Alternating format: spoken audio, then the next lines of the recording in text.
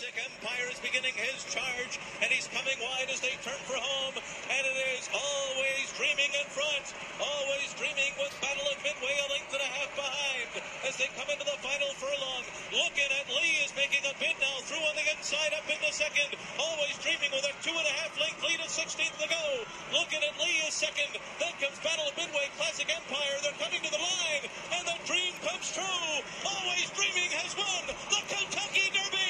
And it was Looking at Lee second, followed by Battle of Midway and Classic Empire. The final time was 2 minutes, 3.59 seconds.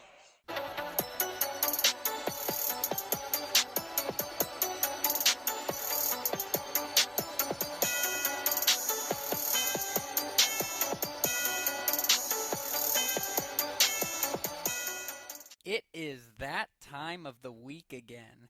Welcome to the 14th Dispute Sports Podcast Show. Thanks for tuning in, everybody. I'm your host, Kyle Neumann, joined by my good friend and co-host, Rhett, Hensley.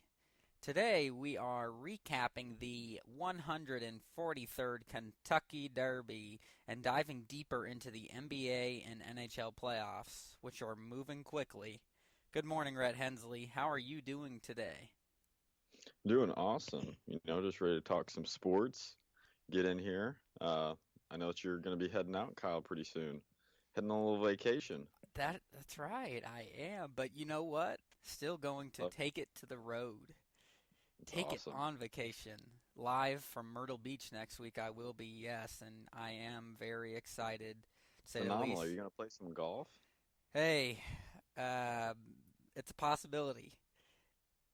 At the very least, maybe I need to be playing some putt-putt because of the collapse that I ended up having after your collapse this weekend. It was great. Got to come and see you and the family again, which was excellent. And we got to play golf for the second time this year, Rhett, on your hometown course, Otis Park in Bedford. And boy, after you blew a nice 7-stroke lead, we played a playoff on the 18th hole, and I couldn't do it, could I? I missed a 12-inch putt. I don't know how you missed a 12-inch putt, but you missed it. Man, you sure did. I don't either. That putt still haunts me right now. It's not good. You won a little money, but hey, it was a lot of fun. You're 2-0 against me this year. We'll have to get back at it here in Bowling Green again soon. Of course. Looking forward to it. I am too. Now let's get into this sports talk here. Loaded show. We're starting with the Kentucky Derby, and what a race it was. It was a sloppy race. After it had rained the whole 3 days leading up to it, the Oaks on Friday was sloppy, and then by race time, Rhett, there was no rain, but it sure was muddy, and the race, though, did not disappoint. For you and I, well, we still won a little money. Thank you, Mr. Shane Krieger. We definitely owe all of that to you.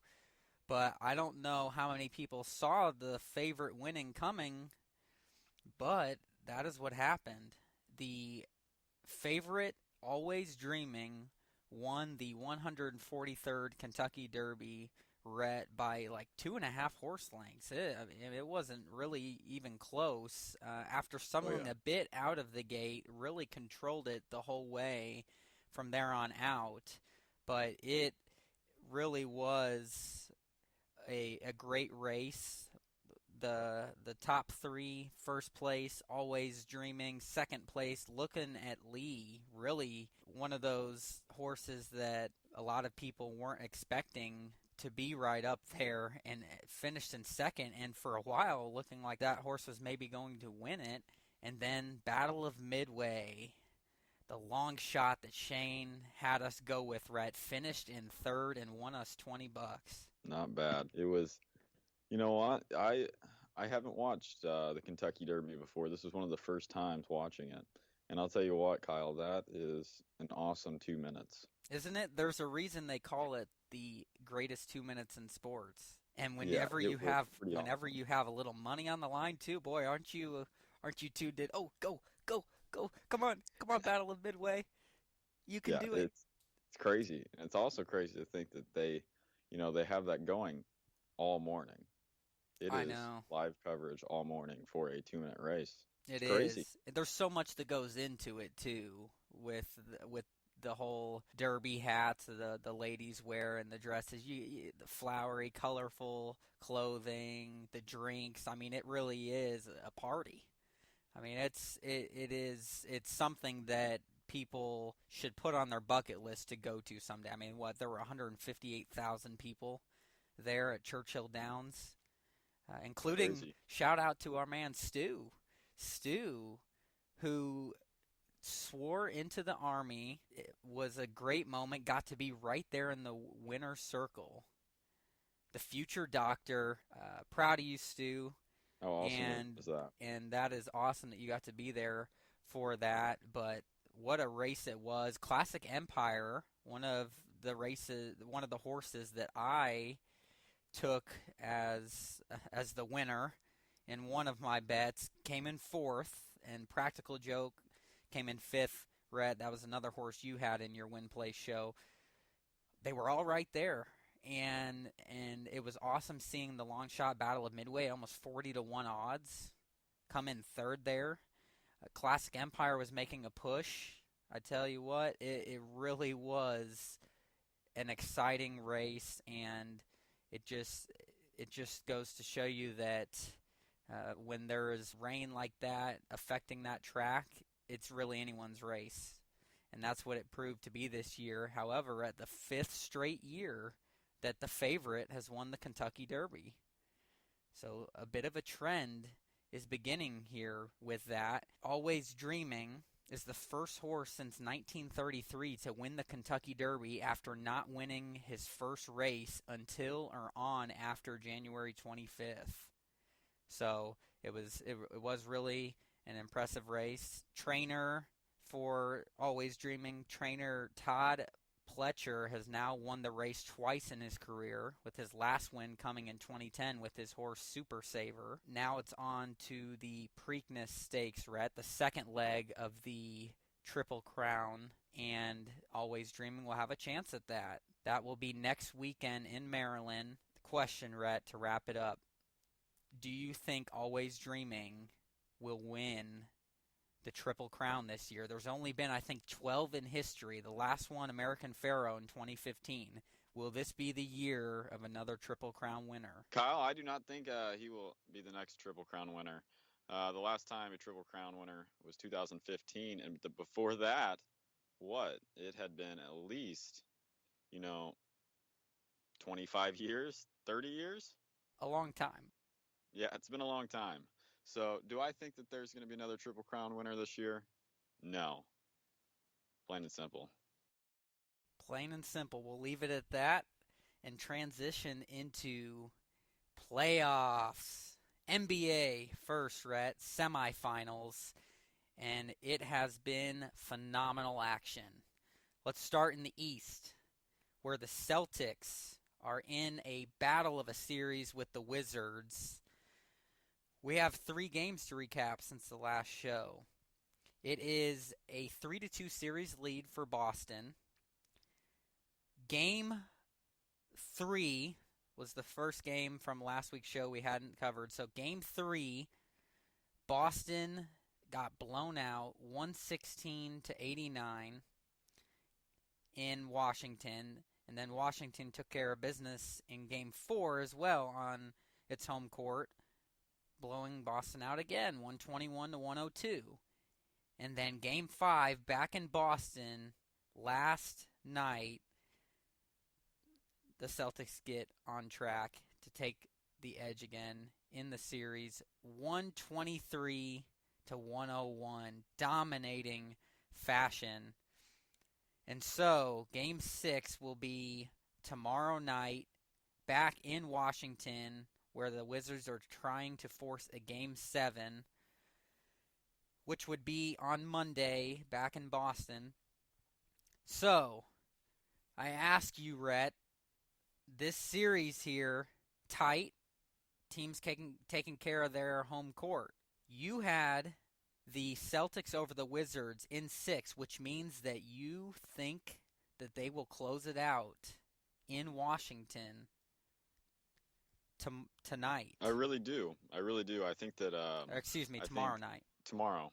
But last night's game was actually, I think it was a wake-up call for Washington Wizards. They got blown out from the beginning. It was not a game, just wasn't even a game from the start. So John Wall didn't have any help. Bradley Beal didn't have any help. Too much Celtics. Isaiah Thomas led the team. Marcus Smart, Avery Bradley had a playoff night to remember. So I really do think that the Boston Celtics are going to take care of business on the road tomorrow night. Well, I took the Celtics in 6 as well, which means that I think that they do too. I think it will be a very good game, but the Celtics are wearing this Wizards team out, and that's what we are seeing. Yes, the Wizards took care of business in games 3 and 4 at home. However, I think Boston is saying enough's enough.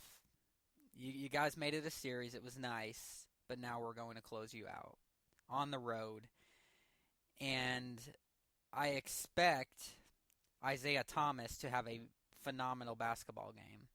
I expect Avery Bradley to play well. I think he had around 30 points in Game 5. So I definitely think that the Celtics are going to find a way to win. Now Beal and Wall and Porter and these boys, they're going to make it a game. And it wouldn't surprise me if Washington does force a Game 7. I just don't think it happens. But the Wizards are going to need better play from their stars and their supporting casts because John Wall can't do everything for this team. So that's going to be a key for me in that game. But I do. One thing, Kyle, I don't know if you noticed it either, but John Wall did not have a great start to the game. No. This was definitely not one of his best playoff games so far. So. No, it wasn't. On to the second Eastern Conference semifinal matchup, Rhett, where it was total domination by the Cavs over the Raptors. Once again, they swept through their opponent, and they are on to the Eastern Conference Finals, where LeBron has now made it there 7 straight years. Just really incredible. But the Raptors, Rhett, really showed absolutely no fight. I mean, it really wasn't even close. And we tried to give the Raptors some respect by giving them a game. That didn't happen. This was all LeBron James and the Cavaliers. And we talked about it. Our Pacers gave the Cavaliers a harder time than the Raptors. Yeah. So your thoughts on this, the ending to this series? Well, you know what? LeBron is LeBron, and the man is unstoppable. He can lead a team, whether they have, 3 superstars on it or not. They could be on the court or not. Kyle Korver comes out. He can make him better. He can make Deron Williams better. Makes all of them better. It's just incredible to watch. But I think that moving forward, LeBron's going to take over the series if the Celtics move on. And I think that LeBron's heading to the finals no matter what.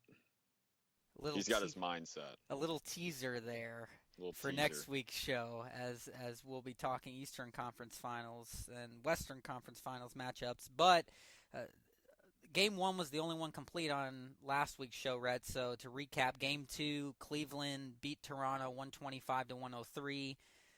And then Games 3 and 4 in Toronto, Cleveland won Game 3, 115-94, and closed out the Raptors on Sunday in Game 4, 109-102 to move on. It really just looked like they did not even struggle. They just did not struggle. And like DeMar DeRozan said, we would have won if we had LeBron. Yeah, wouldn't the Pacers have too, and basically anyone with LeBron. So, Pretty funny. Very impressive for sure. On to the West now, Rhett. The other side, the Warriors, the second team into the Western Conference Finals.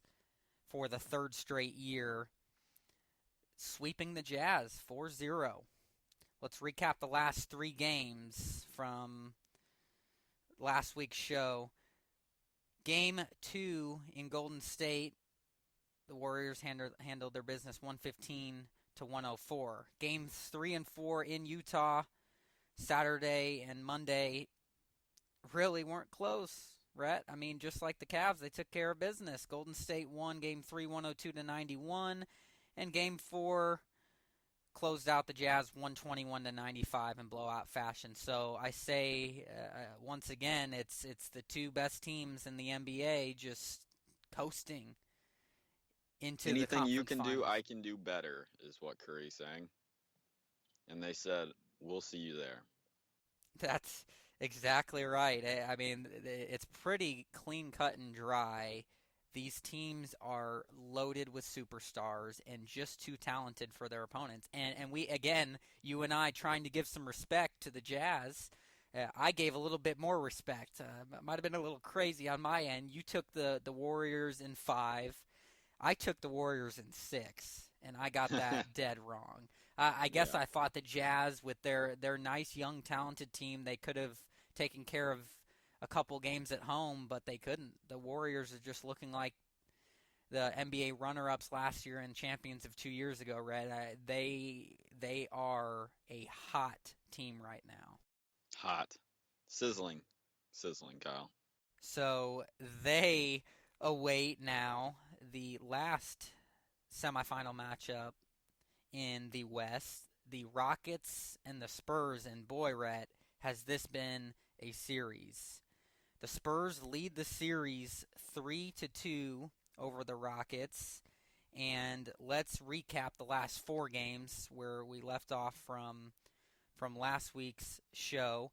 So, Game 2, San Antonio blew out the Rockets 121-96, bouncing back, Rhett, after getting blown out in Game 1 at home, taking care of business in Game 2 there. Then they go to the road for Games 3 and 4, and they steal Game 3, 103-92 in Houston. But then Fear the Beard says, no, we're going to square this series up, and they did it in blowout fashion.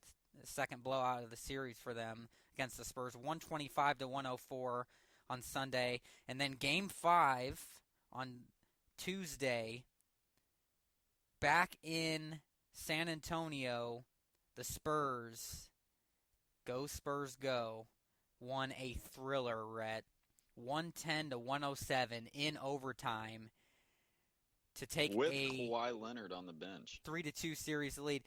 Yes, Kawhi Leonard getting injured at the end of regulation, sat out all of overtime, and boy, oh boy, Manu Ginobili, the old man, come up big for the Spurs in this one. I've heard a lot of talk about, how James Harden collapsed and choked in overtime, and he did collapse. But I'm here to say that he collapsed. That Manu Ginobili absolutely came up huge, like a veteran should do. Blocked the potential game-tying 3 from Harden, and really the defense was great. As much as Harden did not play well in overtime, you got to give credit to the Spurs defense. And I'm trying to get the guy's name who came in for Kawhi Leonard, played absolutely phenomenal against James Harden. That's right. Jonathan Simmons was up to the challenge. So I'm not going to say that James Harden choked, because he got them to overtime. He didn't play well. When a player comes out and says, I choked, I think you just need to stand behind him and say, oh, well, he choked. He definitely choked in that game in overtime. It was crazy. He kept fumbling the ball, kept turning the ball over. He should have brought his teammates into it. I mean, he let Eric Gordon shoot a long bomb, but why the heck would you let him shoot that, but not give it to him when he's wide open? James Harden made the wrong moves in overtime, and that's why they lost. as I told you before that game, James Harden was going to take care of business. And I was pretty disappointed.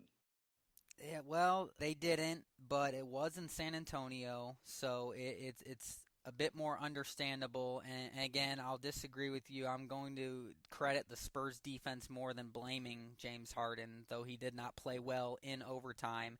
But they have a chance to bounce back tonight in Houston to try and force a Game 7, which would be on Sunday in San Antonio. Rhett, you and I both had a 7-game series. However, you had the Spurs over the Rockets in 7. I had the Rockets over the Spurs in 7. And I'm sticking with my prediction. I think the Rockets will bounce back at home for sure, and then I think that they will make up for the loss in overtime in Game 5, and I think that they will win in San Antonio, Game 7. I'm sticking with it, Rhett. You have to stick with your 7 for Spurs. You got to do it. I'll stick with it, but I'm going to tell you right now that the Spurs are going to finish them in Game 6. And James Harden's going to be crying going back to the locker room at home. It's done. Kawhi Leonard is going to come out and play hot. He's ready. And like he said, he'll be playing, whether it says questionable or not. Very true. All right. It's now time to transition into our last segment, Rhett. NHL Playoffs. And the conference finals are set. We're going to recap the semifinals. So, starting with your Anaheim Ducks. Oh, your Ducks.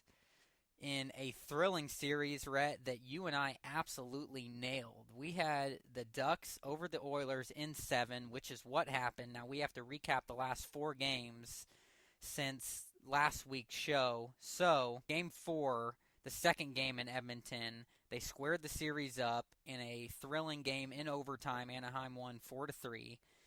Then Game 5, the Ducks, back at home, in one of the most incredible comebacks I've ever seen, in double overtime, beat Edmonton 4-3 to take a 3-2 series lead.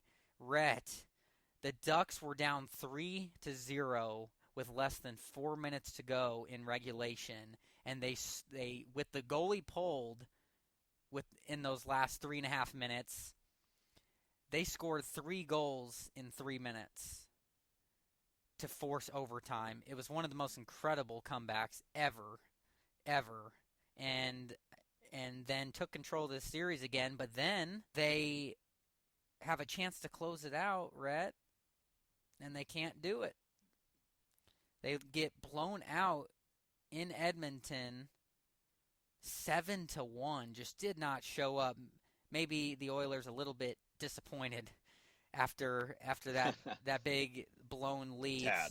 So then Game 7 gets forced back in Anaheim last night, and your Ducks took care of business, Rhett, in what was a phenomenal game. They held on to beat the Oilers 2-1 to move on to the Western Conference Finals. And boy, Gibson, your goaltender, came up huge, just made so many incredible saves. And exactly, and the home crowd it was the difference, and they took care of business at home. Coming off a rocky start from the game before, he definitely showed up this game and took care of business. It was great. And one thing that made me nervous at the beginning of the game for Game 7 was the Oilers got off to a hot start and grabbed that 1-0 lead. Wasn't a big fan of that, but the Ducks rallied behind and ended up coming up and grabbing 2 more goals and taking care of business and playing great defense down the stretch. Like they do, right? Like Exactly. they do. And now they will take on the mighty hot Nashville Predators. What a matchup that will be. Before we give our prediction for that series, Rhett, the Predators, we have 2 games to recap from that series from last week's show.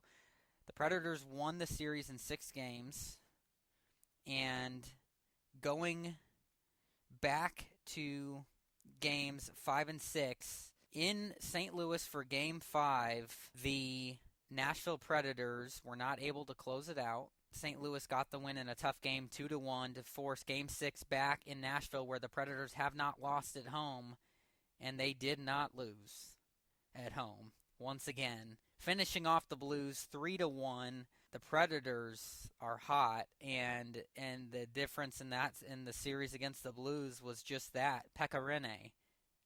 He's like a brick wall, stopping everything, and the defense, Smashville, for a reason. They're too much. They were too much for the Blues. They were too much for my Blackhawks, and now on to the Western Conference Finals for the first time in their franchise history. Your thoughts on the series? Their goalie is amazing. I love watching him, but it was a low-scoring game. It was low-scoring series. It was defensive plays after defensive plays, and it's definitely interesting to watch. Definitely interesting to watch, and physical for sure. Yes, it was, Rhett. So now we have to give a prediction for this great series that it will be. Your Ducks and the Predators. Game 1 will be Friday night in Anaheim. My prediction, the Predators will move on to their first ever Stanley Cup Finals in 6 games, Rhett. And that is because your Ducks will not win a game in Nashville. They are too good at home. The home crowd advantage is like nothing I've seen before. The Predators in 6. Your prediction? Hey, just because you're salty that the Blackhawks got swept does not mean that you need to be hating on the old Anaheim Ducks. I have to go with the eye test. The eye test, Rhett. The Predators can win on the road. The Ducks have been struggling at home, and the Predators have not lost at home. Now your Ducks are good on the road, so that could be a key here in this series, but too much Predators. Goaltending is the key, and I will take Rinne over Gibson, who has been much better in the playoffs. So, Predators in 6, your prediction? You know what, Kyle? The Ducks can score, and I'm going to take the Ducks in 7. I shouldn't be surprised. I know you want to see it. Boy, your Ducks going to the Stanley Cup Finals the first year you really get into hockey and you choose a favorite team. How lucky could you be? It's a respectable pick, though, Rhett. It's a respectable pick. Now, on to the Eastern side of things. The conference finals are set. It will be the Ottawa Senators, the lone Canadian team left in the playoffs, taking on the Pittsburgh Penguins. And that will be a heck of a matchup. Let's start with that Senators and Rangers series. We got our prediction right. We picked the Senators. However, we picked the Senators in 7 games, and they finished off the Rangers in 6 games. And we have to recap the last 3 games from last week's show. And Game 4 also won 4-1 in domination to square the series up 2 apiece. Game 5, Ottawa beat the Rangers in overtime 5-4 to take a 3-2 series lead. Facing elimination, backs against the wall, can the Rangers back at home force a Game 7 like I thought they would and you predicted, but then didn't think they would? You thought Ottawa would close it out, and they did. They did, Rhett. 4-2. They closed out the Rangers. They could not win at home when they needed to in Game 6, Rhett, to force a Game 7, and therefore they went home, and they stayed home. Your thoughts on the series and the Senators winning in 6? Hey, Kyle. We both got our predictions right. We thought the Senators were going to win in Game 7, but hey, they went to the Rangers and finished it off early, and I'm all right with that. Yes, they did. And then the last Western Conference matchup, Rhett, the Capitals and the Penguins. You had the Penguins and the Capitals in 7. You nailed it. You had that. I had the Capitals over the Penguins in 7. I guess I thought this could be the year for them. It wasn't. It wasn't. We have 4 games to recap, Rhett, for this series since last week's show.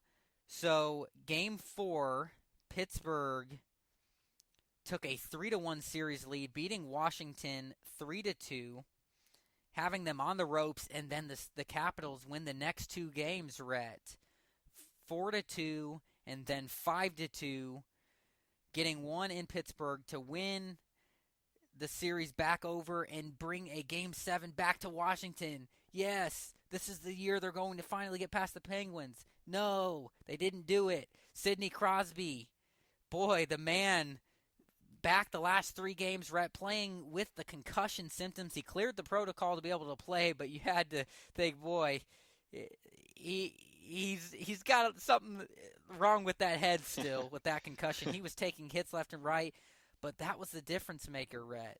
The Capitals could not get it done, getting shut out 2-0 to go home once again, Rhett. And I have some stats to give you before we make a prediction for the Eastern Conference Finals matchup. But your thoughts on, once again, the Capitals not getting out of the semifinals and the Penguins winning in 7? Well, I think that they had their chance to take over the series when Sidney Crosby was out, and they did not take advantage of that. So, as expected, they lost. That's right. And now everyone in Washington wondering, boy, here we go again. What now with this team? The Clippers of the NHL. Here's some stats for you, Rhett. This is the 12th time since 1998 that the Washington Capitals have exited the Stanley Cup playoffs without making it past the second round. They have never made it to the Eastern Conference Finals, and that continues. What's more, the Penguins have been the thorn in their back. This is now, especially Game 7s, the third series that the Penguins have won against the Capitals, and they've all come in Game 7s, Rhett, in 92, 95, and 2009. And then in this one here, they finished them off now for their fourth series against the Capitals. They just have their number, Rhett, and the Capitals are overrated. You can't put it any other way. The favorite to win the Stanley Cup, and they do not make it once again to the conference finals. I mean, the Clippers of the NHL. That's what you got to say right there, Kyle. They just cannot finish them off, and the Penguins have their number. Tell you what, it's kind of like the Cowboys and Redskins. Yes, exactly. And so now the Penguins will take on the Senators in the Eastern Conference Finals. Game 1 will be Saturday in Pittsburgh. It's prediction time, Rhett. I think that the Penguins will make it back to the Stanley Cup Finals. They will win in 7 games back in Pittsburgh for Game 7. A 7-game series, a dogfight this will be. This will be a beautiful series to watch. 7-game series to the Penguins. Your prediction? I'm going to say a 6-game series to the Penguins. I think that they'll be a little too much for the Ottawa Senators. And I think the Penguins in 6. Crosby is actually right in the head, I'll tell you what. Yeah, man was obviously need your wobbly. best player. You need your best player. That is for sure. Of course. He is fighting out there for them. All right. It'll be conference finals talk in the playoffs on next week's show, but that does it for today's podcast. Thanks for tuning in, everybody. Don't forget, you can now subscribe to our podcast on iTunes and have every episode available to you as soon as they are posted each week, right on your smartphone or tablet. You can also catch all of our podcasts on our website, DisputeSports.com. Follow us on Twitter at DisputeSports1, at Kyle M. Neumann, at Rhett Hensley, and like and follow our Facebook page at Dispute Sports. Until next week, remember, Dispute Sports, anything sports, anytime, anywhere. Have a great day and enjoy the playoffs. Have a great one.